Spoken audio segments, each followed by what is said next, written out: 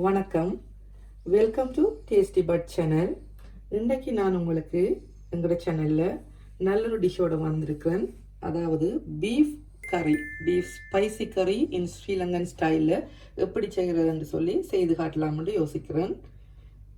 Okay, இப்போ இந்த beef குழம்பு செய்கிறதுக்கு தேவையான பொருட்கள் என்னென்னு சொல்லி நாங்கள் பார்க்கலாம். இதுக்கு 1 கிலோ பீஃப் எடுத்துருக்கிறேன். எலும்போடு சேர்த்து எடுத்துருக்கிறேன் 1 கிலோ. மிளகாய் தூள் கறிக்கு போடுற தூள் 4 மேசக்கரண்டி எடுத்திருக்கிறேன். நிறைவா எடுக்காம தட்டி எடுத்திருக்கிறேன் 4 மேசக்கரண்டி. ஒரு பெரிய வெங்காயம் வெட்டி வச்சிருக்குது சின்ன சின்னனா. தேசிக்காய், ஒரு தக்காளி, இஞ்சி பூண்டு ரெண்டையும் சேர்த்து மிக்ஸ் பண்ணி 2 மேசக்கரண்டி எடுத்து வச்சிருக்கிறேன். தேவையான அளவு உப்பு. தாளிக்கிறதுக்கு 2 டேபிள் ஸ்பூன் ஒலிவ் ஆயில் நான் விட போகிறோம். நீங்கள் தேவையான அளவு போட்டுக்கொள்ளலாம். 1 டேபிள் ஸ்பூன் ஆப்பிள் சைடர் விநாயகரி எடுத்து வச்சிருக்கிறேன். கொஞ்சம் கறிவேப்பிலை, கொஞ்சம் ரம்பையில், பச்சை மிளகாய் 2 எடுத்து வட்டி இருக்குது.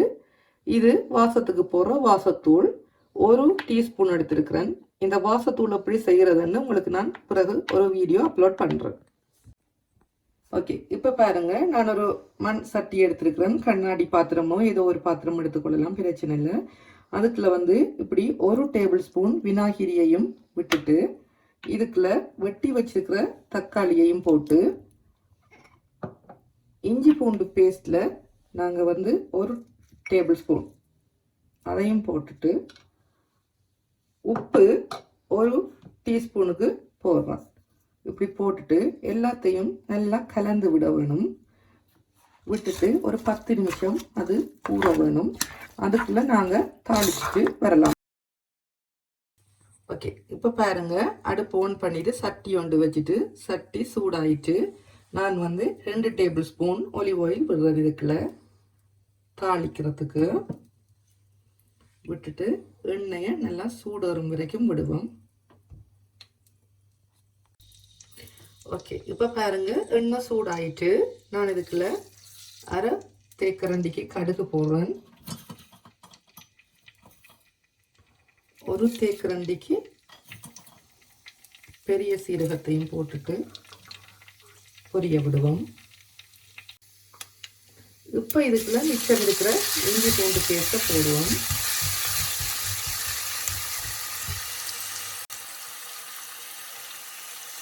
இப்போ நாங்கள் இதுக்குள்ள எங்களோட ரம்பையில் கறிவேப்பிலையே போடுவோம். போட்டுட்டு நல்லா பொரிய விடுவோம்.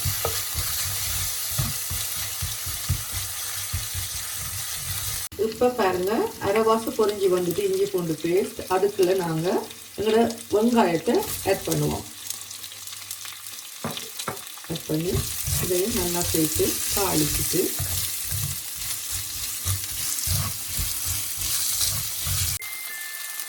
அதோடு சேர்த்து இந்த மாதிரி பச்சை மிளகாயையும் போட்டுட்டு எல்லாத்தையும் சேர்த்து நல்லா தாளித்து கொண்டிருக்கோம். எல்லாம் தாளித்து ஒரு வதங்கிடம் நாங்கள் திருப்பி சாப்பிட்டோம். ஓகே, இப்போ பாருங்க, எனக்கு தேவையான அளவுக்கு இந்த வெங்காயம் வதங்கிட்டு இந்த மாதிரி அளவுக்கு வர வேணும் பொரிஞ்சு. இப்போ நான் இதில் என்ன செய்கிறேன், கொஞ்சத்தை எடுத்து வச்சுட்டு இதை இறக்கைக்குள்ளே போடுறதுக்காக எடுத்து வைக்கிறேன். இப்போ இந்த ஸ்டேஜில் நாங்கள் மஞ்சள் தூள் ஒரு 1/4 டீஸ்பூனுக்கு சேர்த்துட்டு இந்த மிளகாத்தூளையும் இதுக்குள்ள சேர்க்க வேணும். சேர்த்துட்டு இப்போ இந்த மிளகாத்தூளை நல்லா அந்த வதக்கின வெங்காயத்தோடு சேர்த்து இப்படி வறுத்த மாதிரி எடுக்க வேணும். இப்படி நல்லா வறுத்து வெங்காயங்கள் எல்லாம் சேர்ந்து வரக்குள்ள நாங்கள் இப்போ இறைச்சியை இதுக்குள்ள ஆட் பண்ண போகிறோம். ஓகே, இப்போ பாருங்க, இந்த இறைச்சியை நாங்கள் இதுக்குள்ள போட்டாச்சு. போட்டு நல்லா இப்படி மிக்ஸ் பண்ண வேணும். அதுக்கு லோவில் இருக்க வேணும். வச்சுட்டு நாங்கள் இந்த மிளகாத்தூள் பதக்கினது எல்லாத்தோடையும் சேர்ந்து இப்படி மிக்ஸ் பண்ணி நல்லா மிக்ஸ் பண்ணிவிட்டு அப்படியே சேர்த்து அவிய விட வேணும். இறைச்சிக்கு ஆல்ரெடி நாங்கள் உப்பு போட்டிருக்கோம். எல்லாம் சேர்ந்து அவியக்குள்ள பிறகு உப்பு பார்ப்போம். அது தண்ணி விடும். அந்த தண்ணியிலே அவிய விடவும்.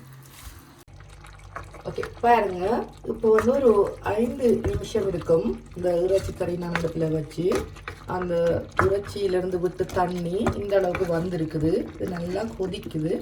இப்போ நான் இன்னும் ஒரு 5 நிமிஷத்துக்கு மேலே வச்சு 7 நிமிஷம் அளவுக்கு விட போகிறேன். நல்லா இறைச்சி வந்து அவிஞ்சி சரியாக வரைக்குள்ள இந்த தண்ணியும் ஊற்றி சரியாக வரும். அப்போ நான் உங்களுக்கு காட்டுறேன். ஓகே, இப்போ பாருங்கள், இந்த கறி வந்து சரியாக ஒரு 15 நிமிஷம் அளவுக்கு நான் கொதிக்க விட்டுனேன். இந்த ஸ்டேஜில் வந்துருக்கு. இங்கே பாருங்கள், எலும்பிலிருந்து இந்த இறைச்சி வந்து எப்படி கலண்டு வருதுன்னு சொல்லி இந்த மாதிரி நல்லா அவிஞ்சிட்டு இறைச்சி.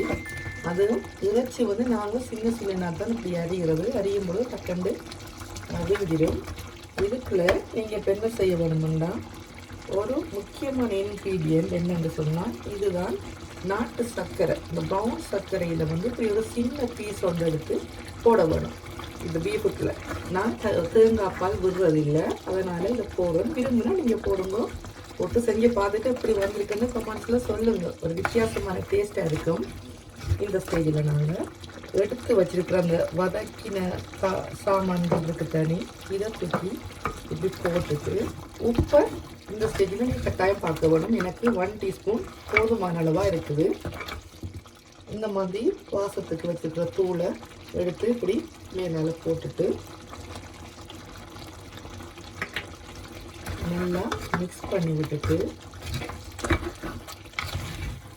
தேங்காய்பால் விருப்பமானாலும் விடலாம். எனக்கு விருப்பம் இல்லை, நான் விடுறதில்லை. இதை நல்லா மிக்ஸ் பண்ணிவிட்டு இப்போ இந்த ஒரு சின்ன ஒரு பீஸ் இஞ்சி இந்த இருக்குது 1 டீஸ்பூனுக்கு வச்சுருக்கோம். பச்சை தனி இஞ்சி அதையும் இதுக்குள்ள போட்டுட்டு நல்லா மிக்ஸ் பண்ணிவிட்டு இறக்க வேண்டியதுதான். ஒரு 2 மினிட்ஸில் இந்த மாட்டிறைச்சி வடிவாக ஸ்ரீலங்கன் ஸ்டைலில் குழம்பு ரெடி ஆகிட்டுது. இதை இப்போ நான் நல்லா இறக்கி சூடெல்லாம் மாறின அப்புறம் பாதி தேசிக்காய் புளி விட்டுட்டு நல்லா டிஷ் அவுட் பண்ணிவிட்டு உங்களுக்கு காட்டுறேன். இறக்கி வச்சுட்டு தான் நீங்கள் தேசி புளியை விடுங்க, சூடோட விட வேணாம். எல்லாம் முடிச்சுட்டு உங்களுக்கு காட்டுறேன். ஓகே, இப்போ பார்த்தீங்கன்னு சொன்னால் கறி நல்லா சூடு இறங்கிட்டு இந்த மாதிரி அரைவாத சூட்டுக்கு இருக்கைக்குள்ள இந்த மாதிரி தேசிக்காய் புளி நான் புளிஞ்சி வச்சுருக்கிறேன். அதை எடுத்து நல்லா மிக்ஸ் பண்ணி விடு, நல்லா ஊற்றிட்டு இப்படி மிக்ஸ் பண்ணி விட்டுட்டு இனி நாங்கள் காவிக்க தொடங்குது. ஒரு சுவையான ஸ்ரீலங்கன் ஸ்டைல் பீஃப் கறி ரெடி ஆகிட்டு நான் இதை டிஷ் அவுட் பண்ணிவிட்டு காட்டுறேன் உங்களுக்கு. ஓகே, இப்போ பாருங்கள், எங்களோட ஸ்ரீலங்கன் ஸ்டைல் பீஃப் குழம்பு அழகாக ரெடி ஆகி வந்திருக்கு. சூப்பராக இருக்குது, டேஸ்ட்டாகவும் இருக்குது, அழகாகவும் வந்திருக்குது. நீங்களும் ட்ரை பண்ணி பாருங்கள். தெரிஞ்சவங்க எந்த மெத்தட்டையும் ஒருக்கா செஞ்சு பாருங்கள். தெரியாதவங்களும் செஞ்சு பார்த்துட்டு எப்படி வந்துச்சுன்னு சொல்லி எனக்கு கமெண்ட்ஸில் சொல்லுங்கள். இந்த வீடியோ ஃபுல்லாக பாருங்கள். பார்த்துட்டு லைக் பண்ணுங்கள், ஷேர் பண்ணுங்கள். டேஸ்டி பட் சேனலை சப்ஸ்கிரைப் பண்ணுங்கள். மறக்காமல் பக்கத்தில் இருக்கிற பெல் ஐக்கானை கிளிக் பண்ணுங்கள். அப்போ தான் நான் போகிற வீடியோஸ் வந்து உங்களுக்கு உடனுக்குடனே கிடைக்கக்கூடிய மாதிரி இருக்கும். மீண்டும் இன்னொரு புதிய டிஷ்ஷுடன் உங்களை சந்திக்கிறேன். அது வரைக்கும் அன்பு வணக்கங்கள். நன்றி.